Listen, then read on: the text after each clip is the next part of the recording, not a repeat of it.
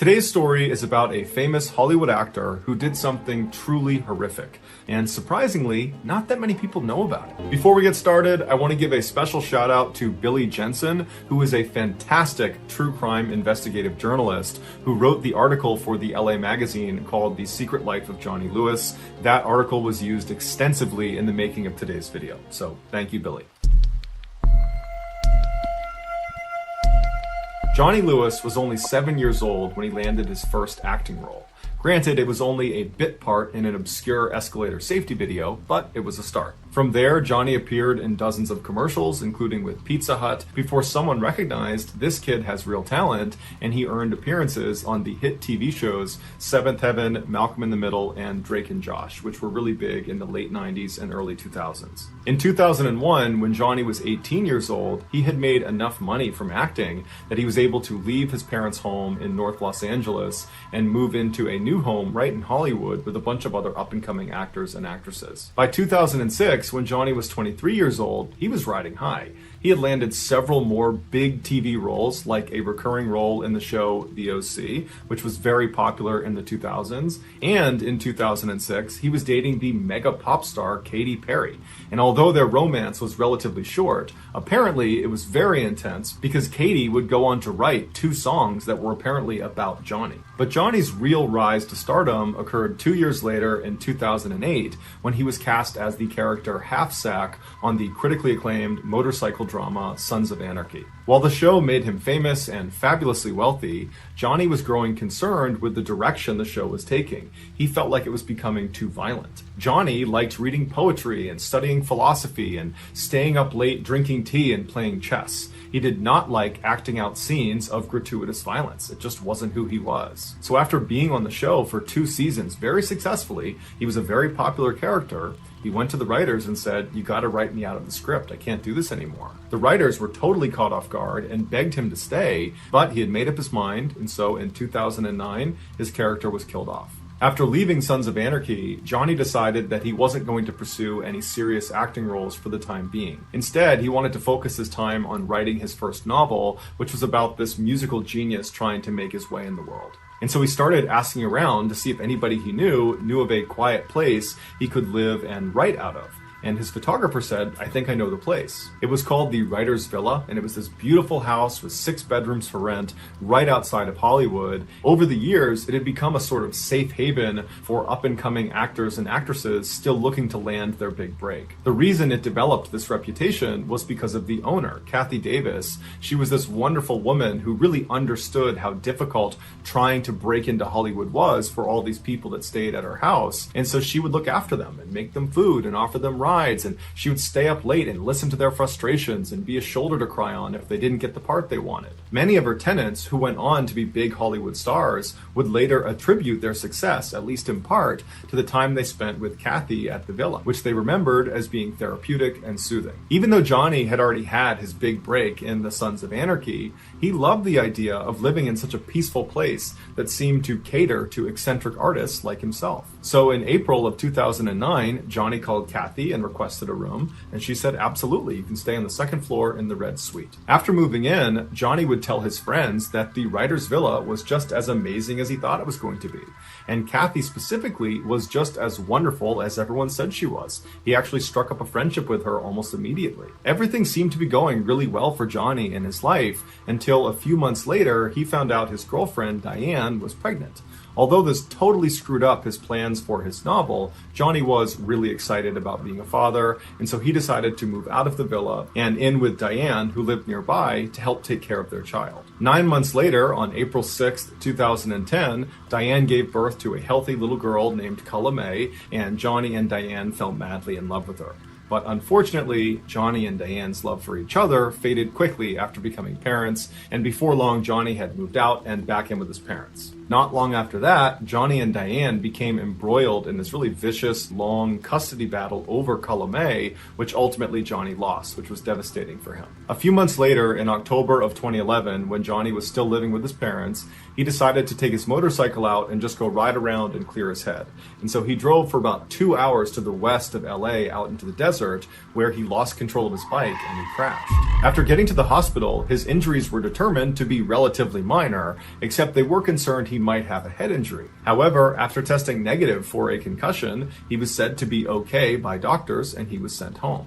But when he got home from the hospital, he was not okay. He was a totally different person. Johnny's father, Michael, immediately noticed the change in his son's behavior. He just started acting really weird and erratic, and his thoughts weren't always coherent, and he was really agitated all the time. It was just very obvious that something was off. And it made Michael wonder, perhaps my son did get a head injury from that motorcycle accident, and the doctors just missed it. And so Michael scheduled 2 separate MRIs for Johnny to go to, but for whatever reason, Johnny refused to go. Around this time, Johnny's friends began to notice his strange behavior when in December of that year, he was at an acting class and he began speaking in a vaguely British accent. And everybody in the class noticed it, and eventually someone said, "Hey, why are you doing that?" And Johnny was like, "What?" and just kind of shrugged it off and acted like he wasn't doing that. A few weeks later, on the morning of January 3rd, 2012, Johnny was at his parents' house and he was sitting in the kitchen while his mom was making omelets, and Johnny just kind of abruptly says, "I'm gonna go out for a walk." So he gets up, he's only got his pajamas on, no shoes on, he walks out the door, and as he's walking down the road, he gets maybe 10 or 15 feet away from his parents' house when he hears someone screaming, like they're screaming in distress. And he thinks it's coming from the apartment that was right next to his parents' house. And so he breaks into the apartment, but there's no one in the apartment. It's totally vacant. And so as he's in this apartment, wondering what's going on, the 2 men that owned the apartment, they came home and they see Johnny standing there, and they told him he had to leave immediately. And instead of leaving immediately, Johnny grabbed a nearby glass bottle and he charged at them and hit them both over the head with the bottle before they managed to restrain him and hold him down until the police showed up. Johnny claimed he was acting in self-defense, but the police didn't believe him, and so they charged him with trespassing, burglary, and assault with a deadly weapon, and they sent him to jail. When Johnny's father was finally able to come to the jail and bail his son out, it had been 8 days, and in those 8 days, Johnny had been moved from general population to a psych ward because he was banging his head against the inside of his cell, and at one point he had tried to jump off of a balcony, and he was just generally acting unhinged. And so when he was discharged, on his paperwork, a doctor at the jail had commented that he thought Johnny at one point must have had some sort of head injury that had made him act this way, and he was definitely suicidal. When Johnny got back to his parents' house, he was an absolute wreck. Physically, he had 2 black eyes and his face was all puffed up from the confrontation he had with those 2 men in the apartment. And emotionally, he was so distraught that he wouldn't let anyone in his family come near him. He just holed up in his room and just told everyone to stay away. He also became extremely sensitive to light, to the point where he was turning off all the lights in his parents' home, and then when they would eventually just turn them back on again, he would get agitated and turn them all off, and then finally he just disabled his parents' fuse box. But despite Johnny's obvious issues after coming home from jail, over the next few weeks, he did actually seem to be improving, to the point where at the end of January, so about a month after he came home from jail, his parents allowed him to move out and go live on his own in Santa Monica, California, about 30 minutes away. But as soon as he was living on his own, his trouble started again. On February 10th, so about a week after moving into this place in Santa Monica, he was arrested for punching some random stranger in the head outside of a yogurt shop, but he was ultimately released on $20,000 bail. A couple of days later, Johnny, fully clothed, just walked into the ocean, and when he was pulled out, he had to be brought to the hospital to be treated for hypothermia. A couple of days after getting out of the hospital, he was arrested again, this time for trying to break into a woman's apartment in Santa Monica. He claimed he thought it was his friend's apartment, but nobody believed him, so he was brought to jail and then released on bail again. After this second arrest in Santa Monica, Johnny's parents finally convinced him to go see a doctor about this potential head injury they thought he got from that 2011 motorcycle crash. Even though that jailhouse doc had suggested Johnny had a head injury, he had not officially diagnosed him. So Johnny needed another doctor to officially diagnose his head injury so they could begin to treat it. But the doctor Johnny wound up seeing did not suspect a head injury. Instead, he suspected schizophrenia or bipolar, which are two very serious mental disorders. And so he prescribed some medication to Johnny that would treat both of those disorders, and Johnny was on his way. Johnny refused to take the medication and refused to go see another doctor, and so his condition just continued to get worse. Johnny was still facing serious jail time for the break-in and assault against those two men in the apartment next to his parents' home, and so Johnny's lawyer was trying to get a deal done where Johnny would go to a mental health treatment facility for a year instead of going to jail for a year. But Johnny was so confident these charges would just get dropped and he'd be allowed to go back to his life and live the way he wanted to, that he fired his lawyer and he represented himself in court.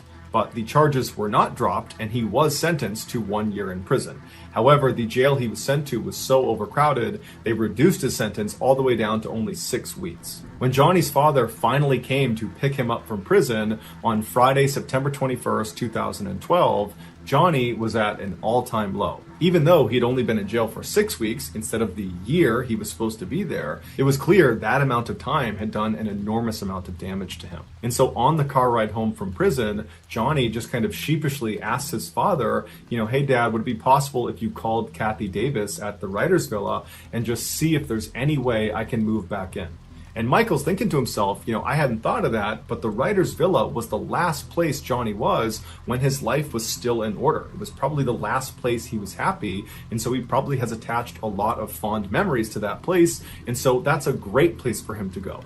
And so as soon as they got home, Michael called Kathy Davis and explained the situation and said, is there any way he can stay there? And she said, absolutely, the red suite is still available. I'll go up and make the bed right now. I can't wait to see him. Johnny stayed with his parents that weekend, and then on Monday, September 24th, he packed up his stuff and he moved back into the villa. 2 days later, a 70-year-old man named Dan Blackburn, who was actually neighbors to the writer's villa property, he was looking out his front window at this man who was standing out in the road. He only had on jeans and red shoes. He had no shirt on and he was very sweaty, and he was just kind of frantically pacing around the road, and he had never seen this guy before, and so he's just kind of poking out behind his curtain watching him to see what he's going to do next. And after about 15 minutes of this kind of strange pacing in the road, this guy turns and walks directly towards Dan's property, goes right up to the front step and starts knocking on the door. Dan was definitely a little bit concerned, but he shut the curtain, he walked over to the door, and he looks out the peephole, and there's this guy standing there with bright blue eyes that are all wide, and he's looking at the peephole as if he can see through and see Dan, but he can't.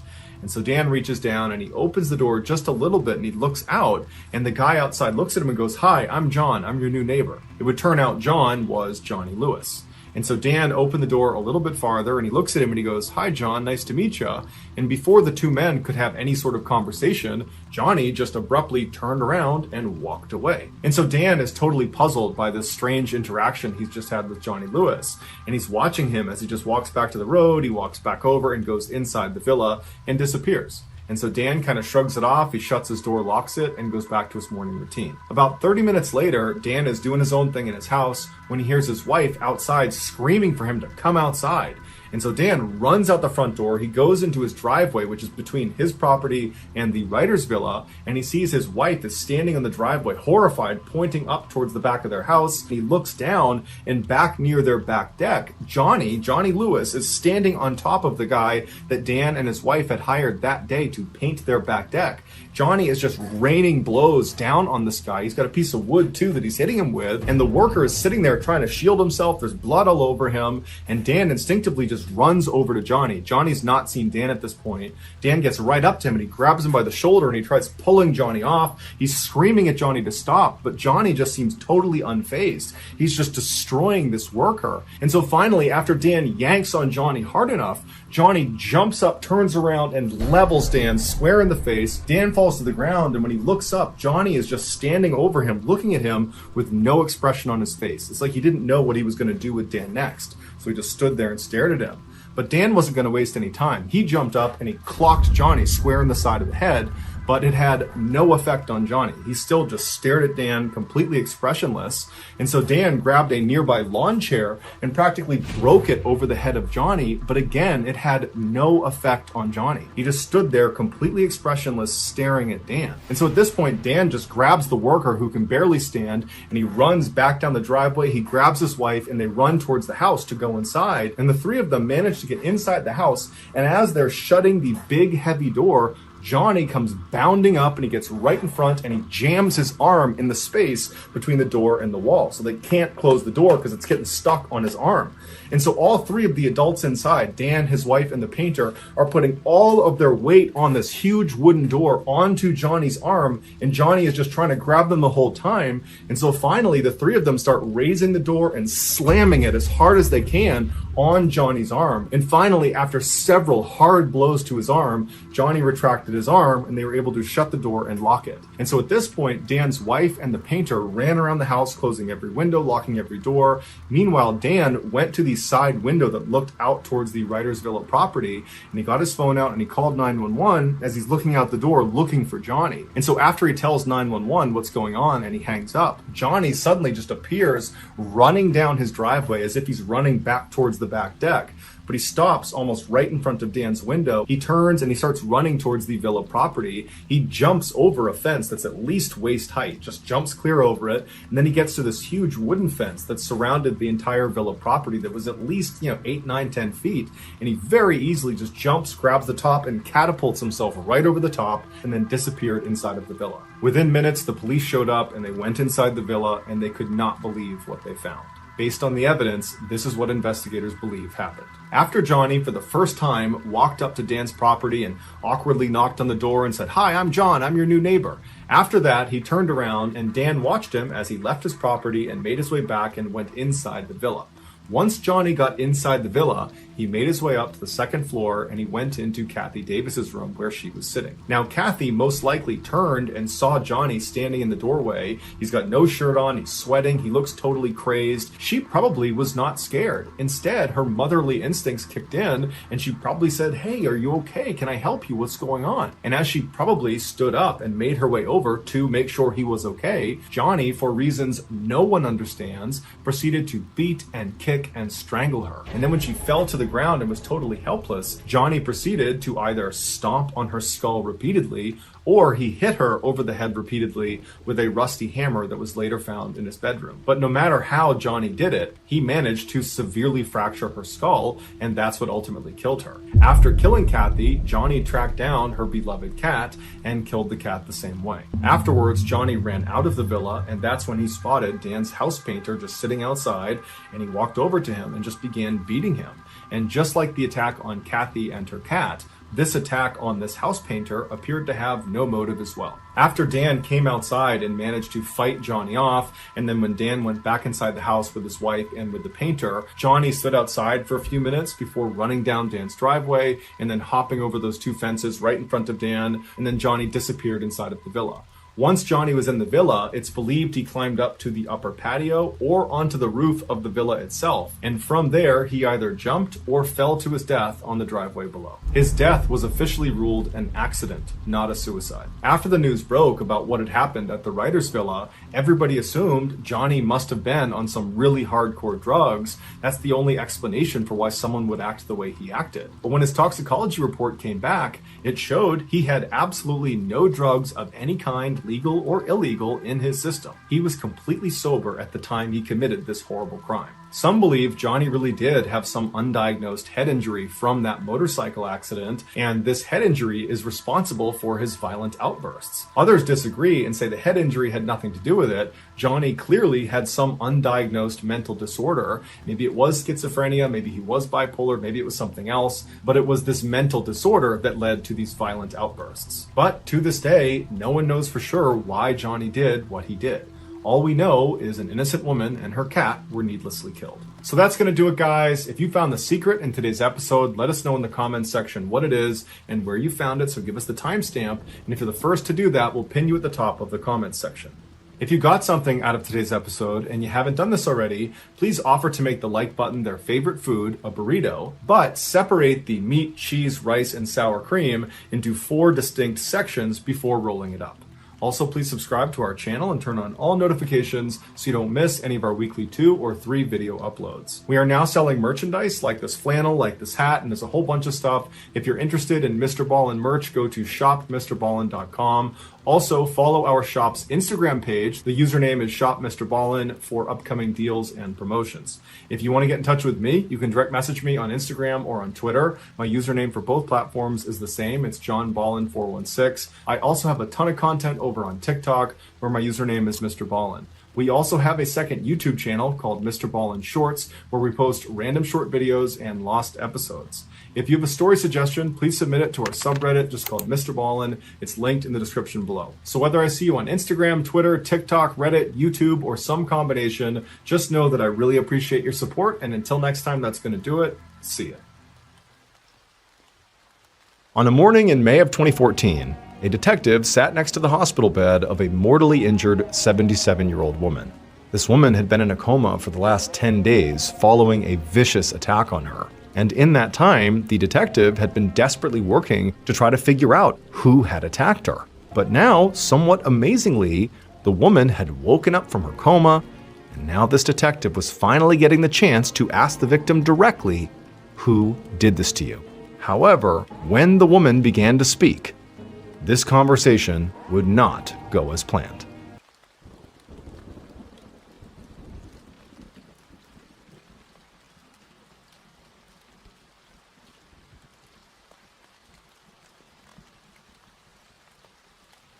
Late in the afternoon on May 6, 2014, 77-year-old Helene Pastor sat at her office desk in Monaco with a phone pressed to her ear.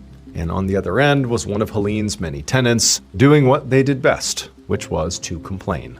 This time there was a problem with their water heater, and apparently the plumber was late. And Helene, like she always did, listened patiently, because she was a landlord, and this was her job. But when this tenant was finished, Helene told them in a soft but firm voice that the plumber would be there eventually, and that they, the tenant, were certainly not too important to wait.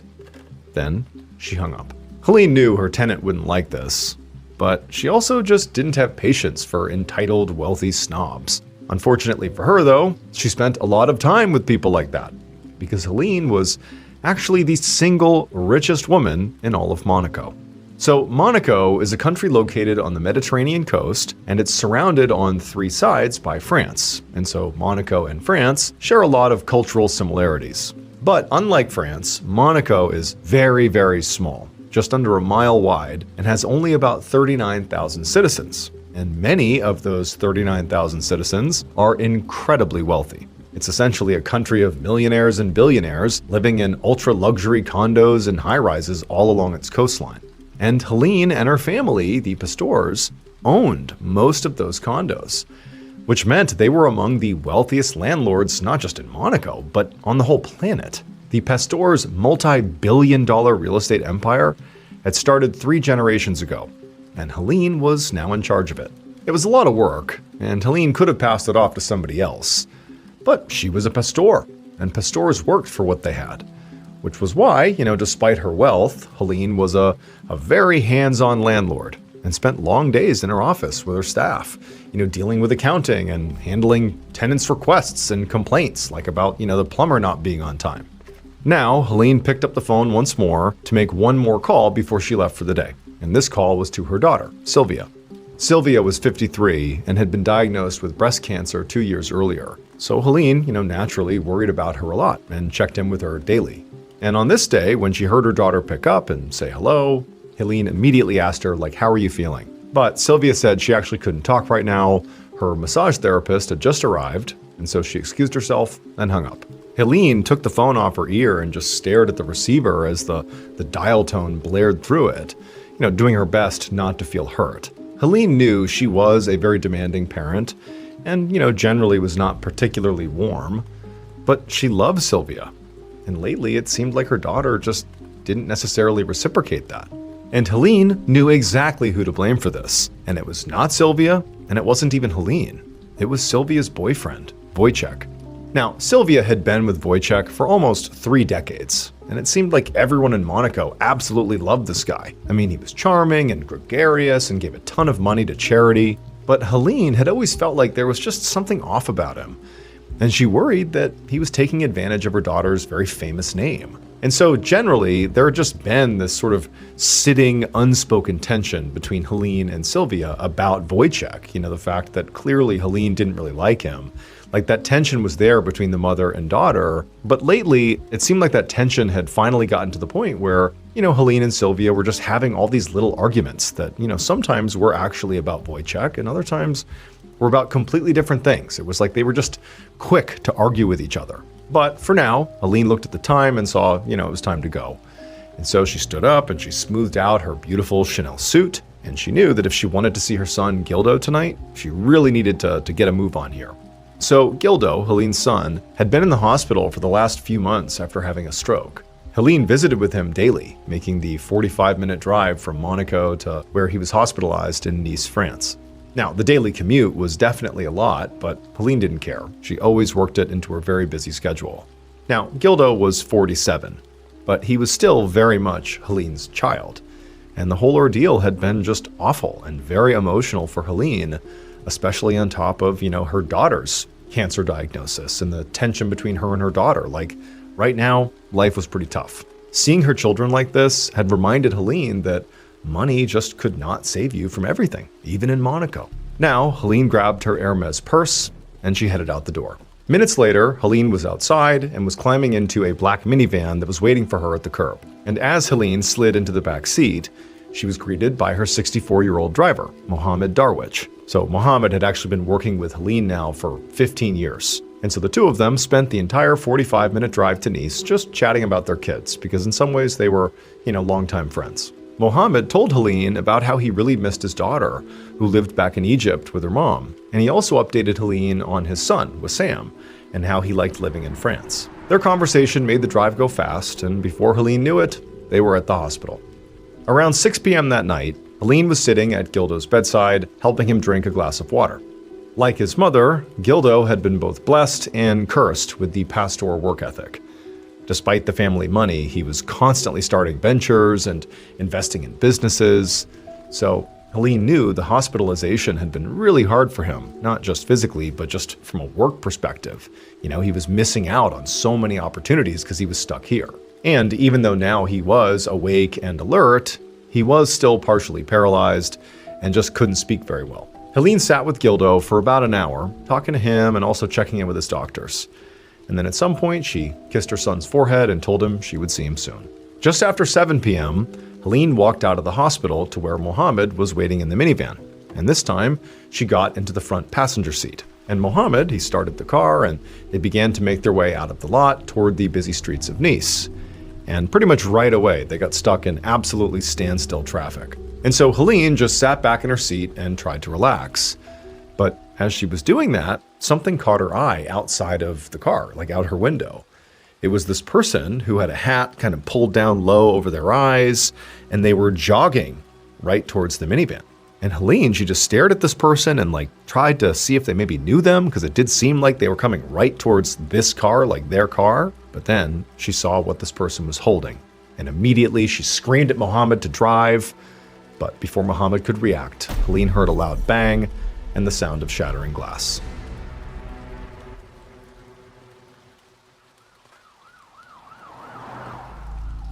About 15 minutes later, the commissioner of the Nice police, Philippe Frison, pulled up to the hospital with the sirens on. He'd been in his office, about to finish up for the day, when he got a call about shots being fired, but he really didn't know how serious it was. So he parked and jumped out of his car, and the first thing he saw was a crowd of people gathered on the street across from the hospital. And they were all staring at this parked black minivan with Monaco plates and also a shattered passenger side window. Frison jogged over, and he was technically the first officer on the scene, but a firefighter standing by the minivan told him a few details based on what he'd seen and what the onlookers had been saying. Apparently, a man dressed in black had come out of nowhere on foot and fired 2 shots into the minivan, striking both the man and the woman who were in there in the head. The shooter had then disappeared back into the crowd, and witnesses saw a second man dressed in black follow after him. The firefighter said that both victims had been taken to the hospital in critical condition, but he didn't know, if they were still alive now, and he also didn't have any information on their identities, just that it was a man and a woman. Immediately, Frison's mind went to carjacking.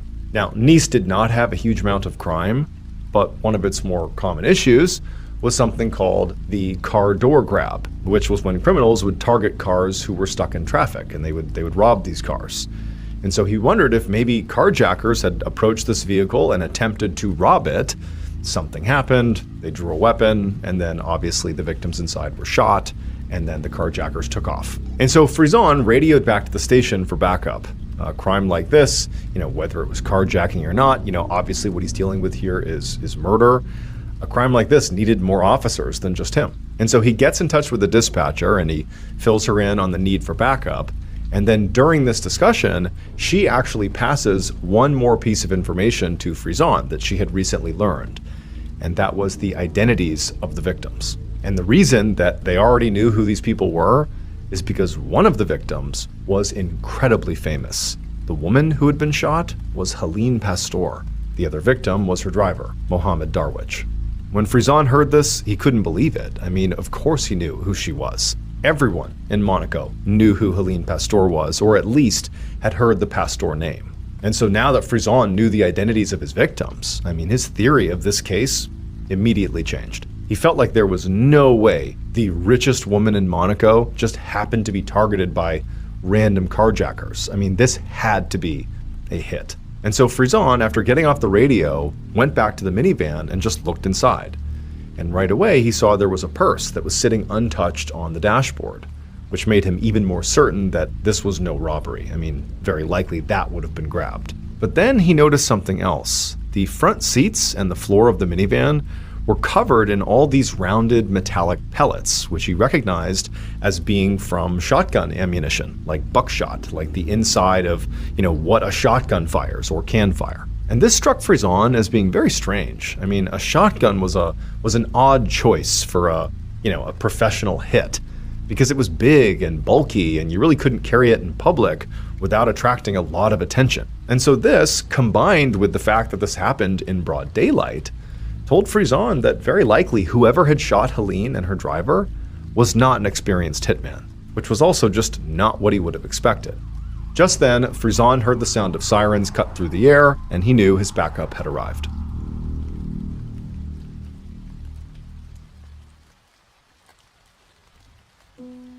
A few hours later, Frizon was back at the police station talking to his team, which now included one of the city's very best detectives, investigator Catherine Messinio. Both of their victims, Mohammed and Helene, had survived, at least to this point. They were in comas, and their attack was already the leading news all around Europe. But Frizon was not particularly worried about, potentially not being able to solve this, because he knew he would have some answers soon. Not only had their technicians processed the crime scene and gathered swabs and other evidence from the minivan, but also Frizon's officers had found 2 security cameras near the scene that likely recorded the entire shooting. So in France, it was common for cities and towns to have like a network of closed-circuit surveillance cameras that law enforcement was able to access. And Nice had more of those cameras than any other city in the country. So Frizon was optimistic about what the footage might show once it finally arrived. But in the meantime, he wanted to speak to Helene's immediate family and friends and see if she had any enemies. The way Frizon saw it was, Helene's daughter and son, who she was very close with, Sylvia and Gildo, they would certainly know if there was anyone who wanted their mother dead. But Frizon also knew that her children were not just potential sources of critical information. They were also suspects. Frizon didn't have access to the details of Helene's estate, but he knew enough about the family to guess that whatever inheritance Helene left behind was literally in the billions, which meant that her death would likely make both Sylvia and Gildo billionaires. Now, Frizon didn't think that either of them had actually pulled the trigger here, but what Frizon did think was that both of them definitely had the motive and the means to hire somebody else to do the shooting. But Frizon had one big problem. Sylvia and Gildo, and really all of the people he really wanted to speak to, lived in Monaco. And since Frizon and his team were French, and this crime had happened in France, they had no jurisdiction in Monaco. So, in order to speak to Helene's children and her inner circle, they couldn't just walk up and demand an interview. Instead, they basically had to ask nicely. The next morning, Frizon sat in a very expensive-looking living room overlooking the beautiful Monaco harbor. Now, Frizon had been up all night and was basically running on fumes at this point, but he hoped, that was going to be worth it, because sitting across from him was Helene's daughter, Sylvia Pastor, and her 64-year-old boyfriend, Wojciech Janowski. When Frizon had reached out to Sylvia and Wojciech and asked them to speak with him, one, he had been sort of surprised at how quickly they had agreed to do it, but two, he sensed really not much emotion. Like they were sort of cold and detached and sort of quick to be like, sure, we'll meet up and chat with you about this, as if it was just no big deal. But now that he was face to face with them, it was clear that they were absolutely devastated. Especially Sylvia. Now, Frizon knew as much as he wanted to ask some sort of pointed questions here, he needed to be very careful, because Sylvia and Wojciech did not have to be speaking to him at this point. Like, they basically are just agreeing to do this interview, and at any point they can say, enough, leave, and he would have to go. So Frizon, when he began, he just started out with some very light background questions about Helene. And in a very shaky voice, Sylvia described her mother as being very tough, but incredibly generous. She said they did fight a lot, but it was just over silly things, and they were actually, pretty close. Sylvia said she'd been battling breast cancer, and her mother had always called to check in, like she really cared. When Frizon asked about enemies, Sylvia shook her head, and she said, obviously, my mother is worth a ton of money, and so by default, she is a target. But she really didn't get out much. She didn't really engage with the Monaco social scene. She pretty much just worked all the time and looked after the family. Like she just kept to herself. So I certainly can't think of anybody that would have wanted to harm her. When Frizon turned to Wojciech, Wojciech seemed equally mystified by this whole thing. He told Frizon that he and Sylvia had been together for 28 years and they had a daughter together. And so, he knew Helene very, very well. And he said that, his relationship with Helene had always been great and that Helene generally was like this incredibly generous person. Especially really with him and with Sylvia. He said that even though he had his own businesses and his own income, totally separate from the Pastors, Helene still would give him and his family money. The mention of finances, though, made Frizon perk up. And so he asked Wojciech to be more specific about the type of financial generosity he was describing. And when he asked that question, Frizon noticed there was this look of uncertainty that crossed Wojciech's face. And for a second, Frizon wondered if he had just touched on something that was kind of a sore spot. But Wojciech went from looking uncertain to sort of recovering very quickly, and then an easy smile came across his face, and he explained that Helene gave her daughter and son, so Sylvia, his girlfriend, and Gildo, a monthly allowance of about 500,000 euros each, which was around 600,000 US dollars. When Frizon heard this, he had to force himself not to reflexively raise his eyebrows, because this was like a staggering amount of money to get every single month as just an allowance. It was so high, in fact, that it made Frizon doubt whether either of Helene's children would feel a need to kill her. If she's already giving them this much money every month, what else do you need? But Wojciech wasn't done. He cleared his throat and sort of shifted in his seat like he was uncomfortable. And then he said that, he and Sylvia used this very generous amount of money that Helene gave them on household expenses. But, Wojciech said if he was being honest, he'd heard that Gildo spent it on other stuff. Wojciech said, Sylvia's brother, Helene's son, he owned some companies that were not doing well. And so he was in very deep debt. For Frizon, he couldn't tell if this was true or not, but it certainly opened up a new investigatory door. So he jotted down this information on his notepad. He was actually meeting with Gildo next. And so if Wojciech was right, then this debt was definitely a huge red flag. 45 minutes later, when Frizon walked into Gildo's hospital room, he was shocked by what he saw. Now, he had known that Gildo was sick, but he really hadn't been prepared for just how sick. Gildo could barely move or speak. The only way he could communicate was actually by blinking. But nonetheless, Frizon sat down by his bedside and began with a few simple questions. It took a long time for Gildo to blink out his answers, and he really couldn't communicate really anything more than a few words at a time. And it was also just kind of obvious to Frizon that even with these short answers, he just was not going to get much. And as time was going by, Gildo was just getting more and more frustrated with basically his lack of being able to contribute much here. And so by the time Frizon left the hospital, not that long after he had arrived, he was very doubtful that Gildo was really in any shape to be planning a hired hit. The guy really was just not doing well. But, it was still possible, at least Frizon thought it could be, that Gildo had begun preparations before his stroke, which had only happened 2 months earlier in March. And Frizon realized the amateurish quality of the hit itself could have actually been a product of Gildo's illness, like he had to rush the hit because he basically could barely communicate. So far, Frizon thought this case was basically full of contradictions. One of the richest people on the planet had almost been assassinated by shockingly unprofessional hitmen. Both of the children, both of Helene's kids, stood to inherit billions and billions of dollars and were therefore the most obvious suspects. But at the same time, both kids were receiving an ungodly amount of money already. Like they didn't need the money. And I mean, even if Gildo was in debt, the idea that $500,000 every month isn't enough to at least keep you afloat just seems sort of fishy. And so Frizon began to wonder about Sylvia's boyfriend, Wojciech. Could he have planned the hit? Because he, not Sylvia, wanted access to Helene's money? And so Frizon pulled out his phone and he called Messinio, the very talented detective, the best in the city. And he told her about, what he saw as issues about having Sylvia and Gildo as suspects. Messinio completely agreed with Frizon. And then she shared something that she had learned during her own interviews about Wojciech. She said that one of Helene's friends told her that Sylvia had been with Wojciech so long, 28 years, without getting married, because Sylvia wanted to make sure her inheritance went to her or her child or just stayed within her direct family bloodline and didn't go to an outsider, to a husband. Frizon considered what this meant. It told him that Sylvia didn't completely trust Wojciech, but it also tanked his theory that Wojciech might have planned the hit, since he had zero claim to the Pastor estate, whether Helene was alive or not. But then Messinio said something else that made Frizon stop thinking about the Pastors completely. She said she had found something out about Helene's driver, Mohammed. Mohammed was apparently involved in a love triangle, and had been for years. He was from Egypt and he had a family there, but he also had a mistress here. And Messinio had gotten the number for Mohammed's adult son who lived with him in France, so they could just ask him about it.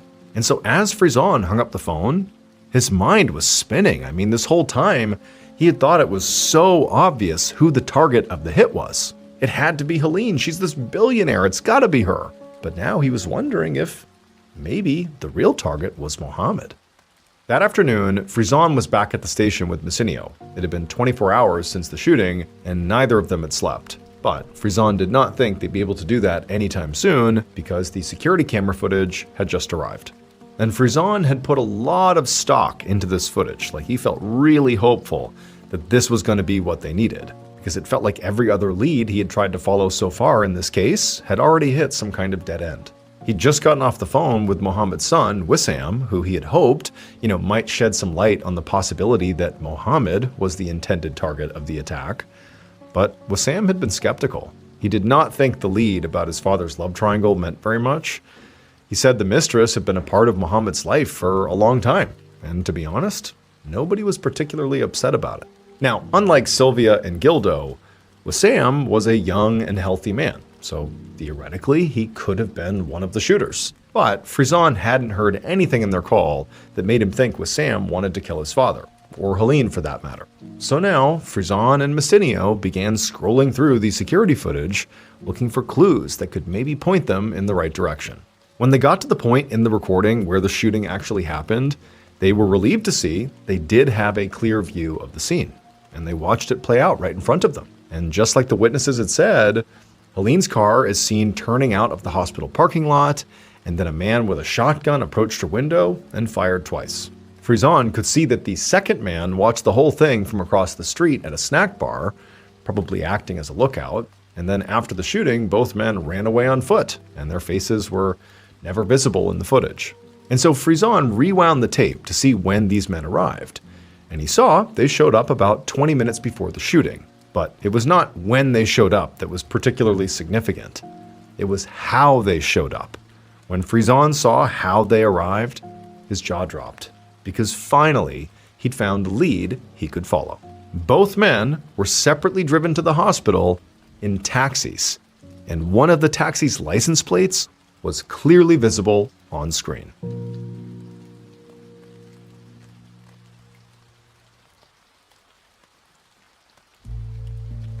That evening, Frizon, Messineo, and a group of officers burst into the lobby of Hotel Azur in Nice. In Frizon's hand was a photo of both of the shooters. After calling the taxi company, everything had moved very quickly. The taxi dispatch had a record of these two men's rides and gave detectives the mobile numbers that were used to book each cab. And it didn't take long for Frizon's team to connect those numbers to two burner phones that were purchased just hours before the shooting at a store about 2 hours away from the hospital in a French city called Marseille. And then, by using closed-circuit camera footage, the police have been able to track the shooters' movements prior to the shooting. First, as they left that store with their burner phones, and then as they boarded a train to Nice, and then stopped at Hotel Azur before getting taxis to the hospital. So, that's why Frizon and his team were at the hotel now. In order to find out who planned this attack, they needed to ID the shooters. They were hoping somebody here could. So Frizon approached the reception desk with the picture of the shooters and asked the person manning it if they had seen either of the men in the photo. And the receptionist said yes. Those men had rented 2 separate rooms just the day before, but they had already checked out. And so Frizon wrote down the names the receptionist gave him for these 2 men, but the names were not familiar. Then, Frizon and Messineo split up to actually go search the rooms. Moments later, Frizon and some officers hurried into a very clean hotel room. And the receptionist had told him that this was going to be the case, because the maids had already been in and out of that room. They had cleaned it. And so for Frizon, even though he did expect, a clean room, it was still disappointing to walk in there and see it, because, had there been any evidence still in here, by now it was very likely gone. However, just then, he heard one of his officers call out from the bathroom. And so Frizon went in there and found one of his officers pointing to where a used bottle of shower gel sat on the side of the tub. Frizon couldn't believe it. I mean, he knew no other guests had been in this room since the shooters had been, which meant that gel was almost certainly theirs. The maids must have missed it during their cleaning. And so Frizon told the officer to bag it. I mean, it was a long shot, but he wanted to maybe get it sent off and tested for DNA. On May 16, 2014, investigators Frizon and Messineo paced around Frizon's office. Every now and again, they glanced at a document that was sitting on the desk. It had only been 10 days since Helene Pasteur and her driver, Mohamed Darwish, were shot outside a hospital in Nice, France. Helene was still alive and in a coma, but Mohamed Darwish had died, which meant Frizon was now officially leading a murder investigation. Now, this was daunting for Frizon, but at the same time, he felt like they were close to breaking this case, because that document on his desk told him that the shower gel they collected during a search of the shooters' hotel rooms actually did have DNA on it, and it had matched to someone in their system, a 24-year-old man named Samin Saeed Ahmed. And through a series of phone taps, they'd also managed to figure out the name of Samin's accomplice, a 31-year-old man named Al-Hayir Hamadi. Now, these names were different from the ones that the hotel had given Frizon, so clearly the men must have used pseudonyms when they checked into that hotel. Now, both of them did have prior criminal records, but like Frizon had suspected, they were not like professional killers. They were just petty criminals and drug dealers from a neighborhood in Marseille that had the highest crime rate in the entire country. So it sort of did make sense that 2 men from that area might agree to carry out a hit for money. But what didn't make sense to Frizon or Messineo was how Samin Saeed Ahmed or Al-Hayir Hamadi could possibly be connected to anybody in Helene's life. The Pasteurs in their inner circle were some of the richest people in the world.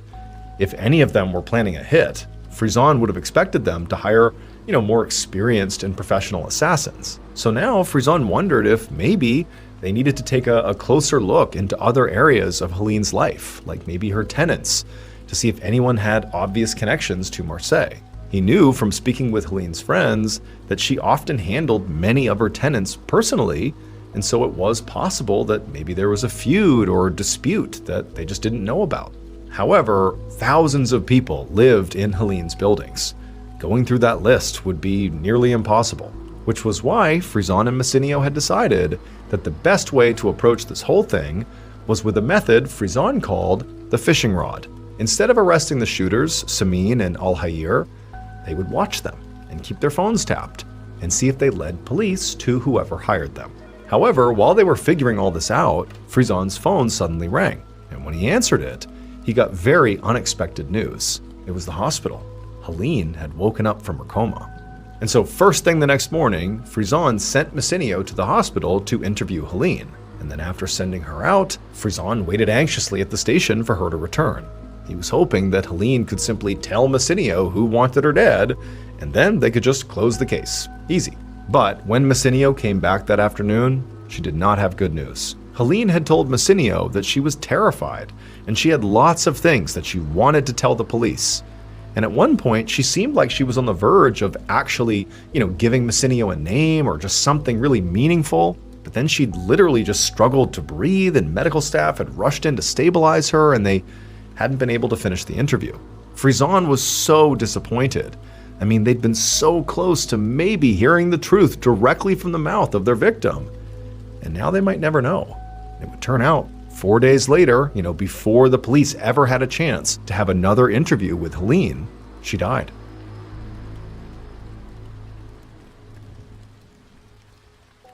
Two weeks after Helene's death, so in early June of that year, Frison parked his car and began to walk into the station to start his day.